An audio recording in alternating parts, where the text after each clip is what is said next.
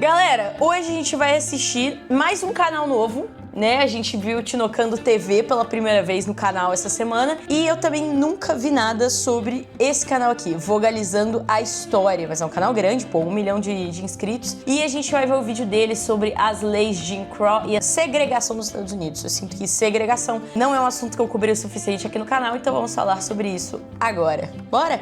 Lembrando que se você ainda não é inscrito no canal, se inscreve, você pode se tornar membro e ter acesso a algumas regalias exclusivas. Se você quiser patrocinar o meu trabalho, o trabalho da minha equipe, ter acesso a conteúdos exclusivos, inclusive um grupo no Telegram com a influencer que vos fala, o link do meu Apoia-se tá aqui embaixo, beleza? Mandaram aqui no grupo. Eu amo a versão Martina Pistola. Gente, eu adoro também a versão Martina Pistola, mas se ela aparece muitas vezes, eu sou processada. Então, eu evito.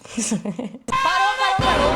Eu estou concorrendo na categoria Curiosidades do Prêmio iBest e eu quero muito o seu voto, cara.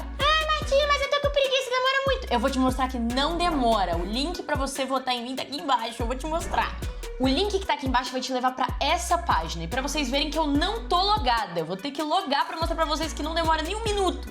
Cliquei aqui em sim, selecionei meu e-mail, um momento, sim senhor, e pronto. Votou, acabou. E é só fazer isso uma vez por dia, gente. Ó, não deu nem um minuto, não foi? É rapidinho. Eu quero muito seu voto, eu quero muito ganhar esse prêmio. Eu já concorri ano passado, só que eu descobri muito tarde, não consegui fazer campanha. Então, bora votar. Já votou? Já votou? Então, bora pro vídeo. Bora pra esse react, bora. Em 1832 foi lançada a canção Jump Jim Crow, performada por Thomas D. Rice, que usando uma blackface repetia estereótipos relacionados a pessoas negras, fazendo uma caricatura delas e ridicularizando-as.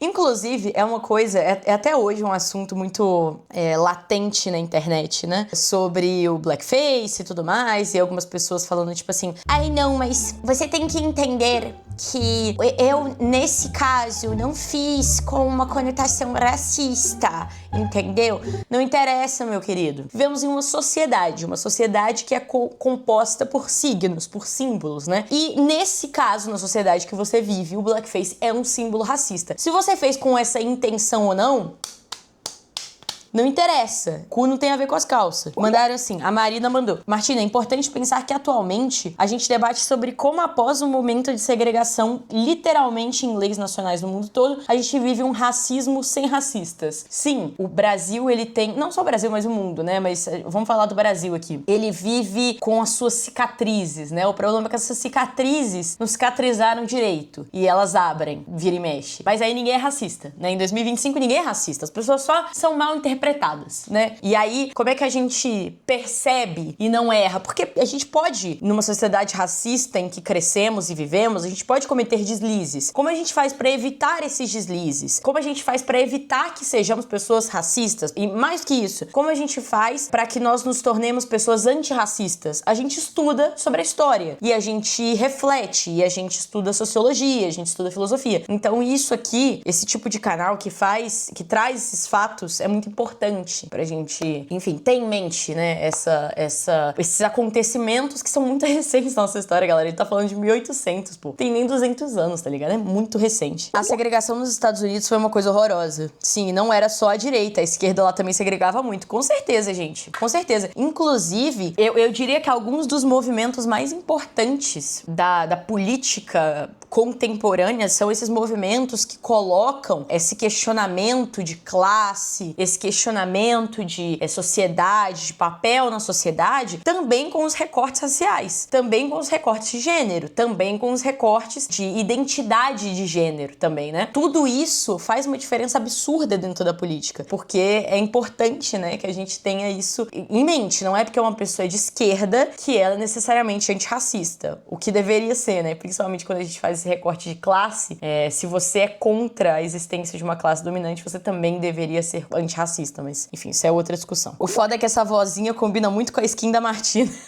Essa aqui, ai, porque, mano, eu fiz blackface, mas não foi minha intenção. Não foi minha intenção, mano. Sabe? Ai, gente, eu poderia ser assim. Seria muito fácil ser assim. Nossa, ia ser a coisa mais fácil do mundo. Graças a Deus, eu não sou. Eu escolhi o lado difícil. Ah, eu não fui racista. Se você se sentiu ofendido, peço desculpas por você ter se sentido assim, mas não foi a minha intenção. O peço desculpas por você ter se sentido assim pega, né? Não peço desculpas pelo que eu falei, peço desculpas por você ter se sentido assim. A repercussão do caso do Pose, pô, exatamente, a gente teve um exemplo muito claro disso recentemente, né? Que foi o caso do Pose. A gente teve na mesma semana não, mas muito próxima, né? Todo o escândalo da Virgínia, a forma que ela foi tratada pela política brasileira e a forma que a Marina foi tratada pela política brasileira, a forma que o MC Pose foi tratado, é foda.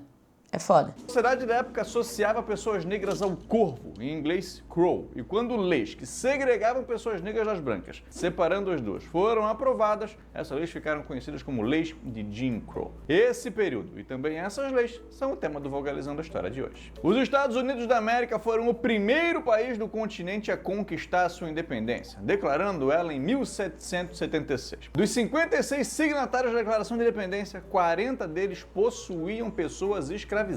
E a escravidão foi mantida no país, mesmo tendo a liberdade como uma das principais pautas para a conquista dessa independência. A historiadora Barbara Field já declarou que a manutenção da escravidão foi o liberdade pra quem, né, galera? Liberdade pra quem? principal evento que causou a Guerra Civil Americana, travada entre 1861 e 1865, que já tem vídeo aqui no canal e que, se tu não viu, tá viajando.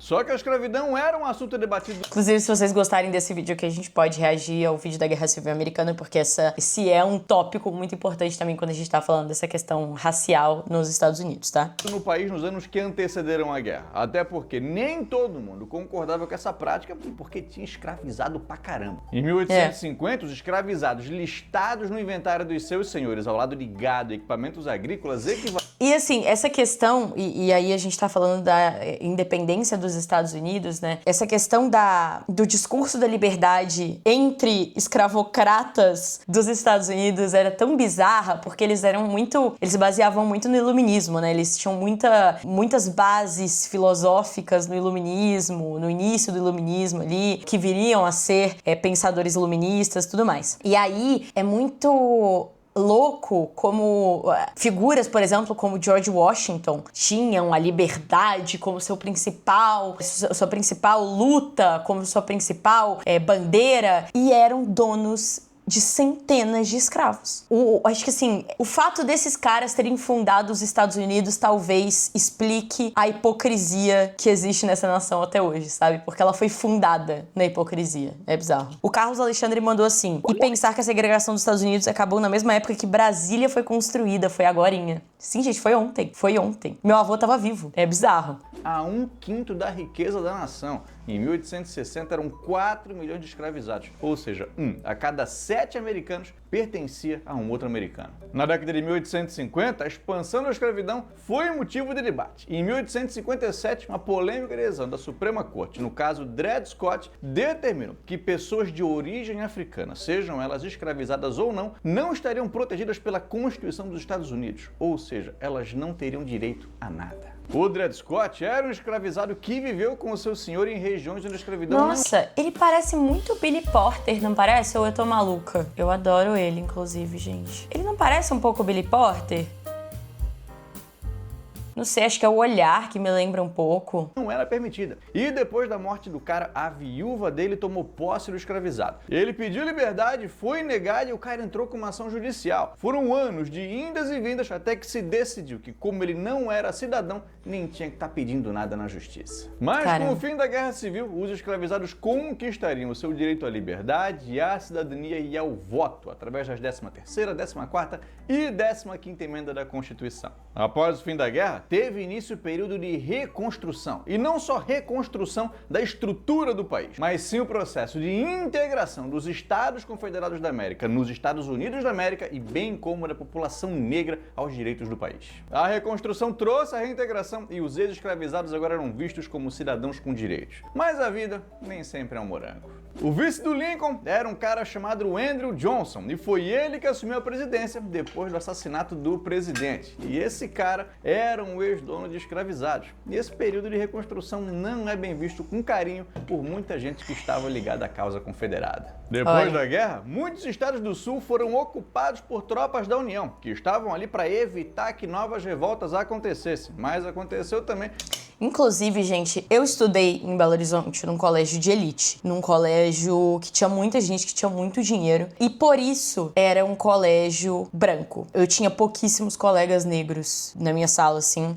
Quando eu tô falando da minha sala, eu tô falando assim, o ano todo, assim. O meu ano tinha 240 pessoas e tinha muitas poucas pessoas negras. E uma das minhas melhores amigas, que é até hoje a Júlia, Júlia Matos, ela se tornou uma atriz fantástica, uma mulher que eu sempre admirei muito, e ela, cara, ela passou por umas poucas e boas naquele colégio. E eu me lembro de uma vez, eu não sei se vocês já viram a bandeira, né? A bandeira dos confederados, esta daqui, é uma bandeira que representava o Sul, que era contra a libertação dos escravos, era a favor da continuidade da escravidão. Eram pessoas extremamente antissemitas, eram pessoas extremamente racistas e se tornou um símbolo do racismo. Inclusive, muitos membros da Ku Klux Klan utilizam dessa bandeira como símbolo e tudo mais. E aí eu lembro de um episódio, não era da minha sala, mas eu me lembro porque a Júlia me contou e aquilo me chocou absurdamente. Uma vez a gente foi ter um debate sobre questões raciais no colégio. Questões raciais. Não eram questões políticas, não era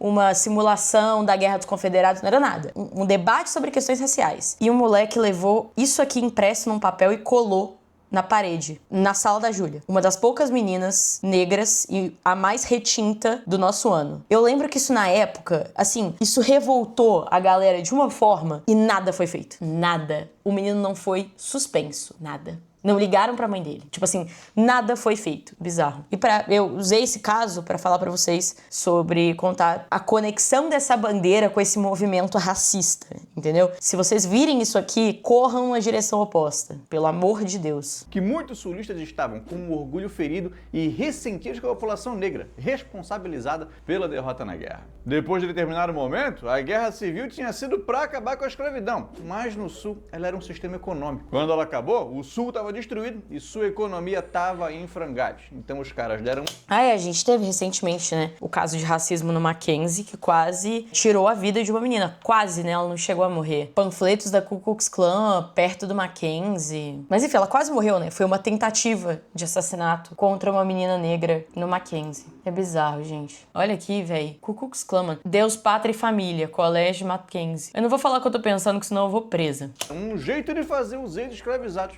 construírem tudo de novo. Veja bem, pouco a pouco os estados do Sul foram recuperando seu poder político. Em 1877, Rutherford Hayes venceu a eleição presidencial, uma das mais apertadas da história, uma daquelas em que o cara perdeu no número total de votos, mas ganhou no número de colégios eleitorais. O que aconteceu foi que o cara retirou do Sul as tropas da União e desse jeito a reconstrução chegou ao fim. Depois da guerra e do fim dos Estados Confederados da América, novas constituições foram aprovadas nos estados do Sul e 17 estados aprovaram leis segregacionistas. Uma questão importante que nem todo mundo tá ligado é que na seção 1 da 13ª emenda tá escrito que não haverá escravidão ou servidão involuntária, exceto como punição para um crime que o réu tenha sido condenado. A partir daí, começou um processo de prisão em massa da população negra por qualquer crime, tipo vagabundagem. Qual a tua profissão? YouTuber, vagabundo. Tá preso. Desse jeito, os negros voltaram a trabalhar para os brancos em situação de escravidão. Em algumas situações, o mesmo crime era cometido por negros e brancos e os negros passavam mais tempo nos campos de trabalho. No começo do período da reconstrução, se viu pessoas negras sendo eleitas. Isso soa familiar para vocês? Por que é importante a gente estudar história? Claro que a construção, né, da estrutura que mantém a população negra como maioria no sistema carcerário no Brasil é diferente de lá, né, do que é nos Estados Unidos. Mas mesmo assim, é algo pra gente refletir, é algo pra gente pensar sobre, né? Eleitas para ocupar cargos públicos, muitas vezes por conta de votos de ex-escravizados. Mas vendo que isso estava acontecendo, o voto das pessoas negras também passou a ser um alvo. Em 1896, na Louisiana, o número de eleitores negros era de pouco mais de 130. Então, a galera aqui no chat tá indicando o documentário. Então fica aqui a indicação da galera do chat pra vocês. A 13ª emenda. Estão falando que esse documentário é maravilhoso. Você sabe onde tá disponível, galera? Aqui, ó. Netflix. É exatamente sobre isso. Sobre a relação entre o fim da escravidão e pessoas em sistema de situação carcerária, né? Fica aqui a indicação da galera, gente. Quem quiser saber mais sobre. 2 anos depois, 1898, esse número era de pouco mais de 5 mil. Mas como? As emendas permitiam o voto da população negra. O que é que aconteceu que fez esse número cair tanto? Começaram a exigir testes de alfabetização e comprovantes de residência fixa, o que impedia na prática o voto da população negra. Na legislação, tinham restrições de propriedades que pessoas negras pudessem adquirir e quem aplicava esses testes... Por que o cara só entrou pra fazer esse comentário e já saiu? Não entendi. Fixa, o que impedia na prática o voto da população negra. Na legislação, tinham restrições de propriedades que pessoas negras pudessem adquirir e quem aplicava esses testes de alfabetização era um funcionário público branco, que colocava texto difícil pra caralho pra quem era negro e o abecedário da Xuxa pra quem era branco. E tu pode pensar que isso também impediria brancos pobres de votar, porque o branco pobre não teria acesso à educação formal e por mais fácil que o teste de alfabetização fosse, ele também não conseguiria passar. Mas aí tu se engana, meu amigo, porque tinha a tal cláusula do avô, que dizia que todas as pessoas que tinham um avô que podia votar antes da Guerra Civil estava dispensada de fazer o teste de alfabetização e de apresentar o comprovante. Nossa, velho. Como pode isso? Gente, como pode? E aí, isso é uma coisa, tipo assim, bizarra, porque nem no Brasil chegou nesse ponto. O racismo, não estrutural, mas institucional. É bizarro. Entre residência. Ou seja, a grande maioria dos negros não poderia votar, porque seus avós eram escravizados antes da guerra e não tinham direito ao voto. Tipo assim, mas aí digamos que a gente tinha a questão do analfabetismo aqui também, né? Aí o analfabetismo era pra todo mundo. Tipo assim, não tinha essa. De tipo, porque você tinha um avô que podia votar. Mano, eles conseguiriam ser pior. Vocês têm noção? Vocês têm noção que eles conseguiram ser pior? Nossa, velho, esse país é muito podre, mano. O homem negro passou em todos esses testes e conseguiu o seu direito. A Marina mandou assim, o racismo institucional sempre está aí, né, galera? Hoje os artifícios só são diferentes. Exatamente. Eu voto. Opa, beleza, coisa linda. Lá vai ele voltar. Putz, uns caras de capuz branco pegaram ele e deram uma camaçada de pau. Não vai conseguir votar. Ou então, não acontecia nada com ele. Ele votava certinho, mas quando voltava pra casa, a casa do cara tava pegando fogo. Era perigoso. E na Louisiana, era comum que eleições fossem suspensas por conta da violência que acontecia durante a campanha. Com a falta de pessoas negras participando das eleições, caiu drasticamente o número de pessoas negras ocupando cargos públicos. No final do século XIX, eram 20 membros negros no Congresso americano, mas em 1901, quando terminou o mandato do George Henry White, só viria tanta pessoa negra ocupando esse cargo em 1928. Como era o nome de eleitores que eram escolhidos para compor júris, pessoas negras só eram vistas em tribunais como réus, e a cor da pele dos acusados era essencial para a decisão que esse júri ia tomar. Na prática da época, eram os linchamentos, onde várias pessoas negras foram espancadas em público em atos de extrema violência, o que fez com que muitos negros decidissem deixar o sul dos Estados Unidos, em direção ao norte ou ao oeste, onde leis segregacionistas existiam, mas a violência era menor. Aí, no ano de 1915, o cineasta americano D.W. Griffith lança o filme O Nascimento de uma Nação, o maior filme americano até então, que foi um sucesso de público e um fenômeno político e cultural. Só que no filme, toda vez que um personagem negro aparecia, ele era retratado como uma espécie de selvagem. E a Ku Klux Klan foi retratada de maneira heróica, o que fez com que aquele homem branco, o racista, que se via como herói, visse na Klan a maneira de demonstrar o seu heroísmo. Nos anos seguintes, a Klan, já esquecida há bastante tempo, Tá vendo, gente? É porque eu falo pra vocês. Por que a galera nos Estados Unidos hoje é tão burra? Não. Eles sempre foram burros. Nunca foram inteligentes. Grande maioria. Entendeu? É aí que tá a questão. Não tá tipo, porque é o emburrecimento. Não. Eles sempre foram burros. Mandaram soft power dos Estados Unidos sempre. É exatamente isso.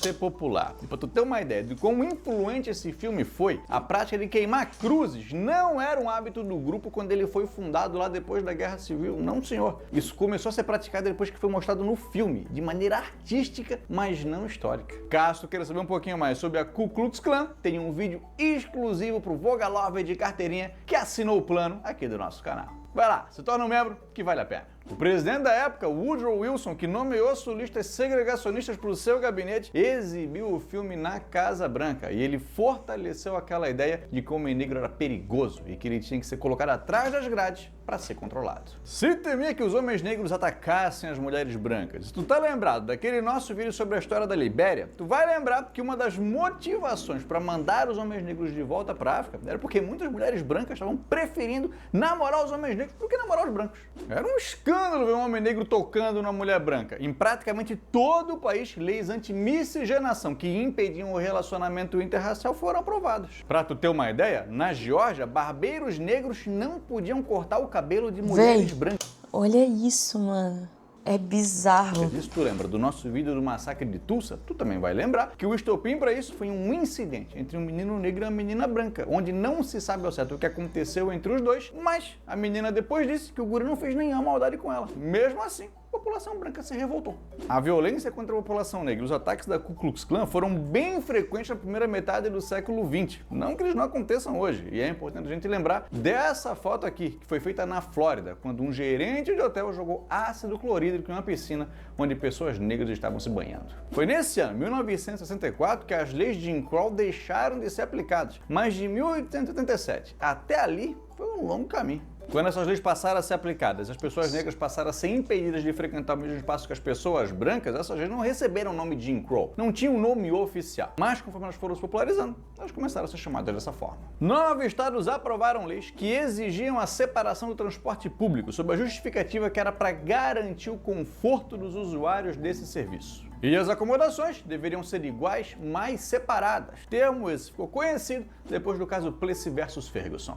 Olha só, havia penas de prisão e multas para pessoas que ocupassem um espaço destinado para pessoas de outra cor de pele. Aí um cara chamado Homer Plessy, que dizia que era 7/8 branco e 1/8 negro, sentou num balcão para brancos e, resumidamente, foi preso. O cara entrou na justiça, pediu o direito para usar aquele espaço e a corte decidiu por 7-1 que a segregação não violava a Constituição, que o Plessy não tinha que estar sentado onde ele estava e que os negros teriam direito a um espaço igual, mas separado. O juiz John Marshall Harlan foi contrário a essa decisão. Ele disse que não havia um sistema de casta nos Estados Unidos e que a... Véi, parece que tá contando uma coisa que saiu da mente de uma pessoa completamente doente. E não, foi só como um país inteiro funcionou durante décadas. Isso é bizarro, gente. A Constituição não via a cor de pele de ninguém. Mas o cara era minoria e essa decisão só ajudou a fortalecer a segregação dos Estados Unidos. Apesar de, na teoria, esses dois espaços, para negros e brancos, serem iguais, na prática não era isso que acontecia, porque era visível o abandono das instalações para negros.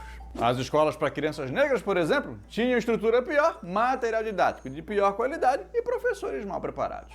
No começo, essa segregação era só no transporte público e nas escolas, mas logo passou para os restaurantes, para os teatros e até para os cemitérios. Na Geórgia, era proibido que pessoas negras fossem enterradas em cemitérios só para brancas. É mole, cara. Haviam bebedouros e banheiros para pessoas brancas e para pessoas negras. E em alguns lugares tinham para pessoas de cor. Ou seja, até mesmo indígenas tinham que ocupar um espaço separado dos brancos. Em cidades litorâneas, o banho na praia era só para branco. Claro, os negros tinham seu espaço também, mas era aquele espaço de pior qualidade.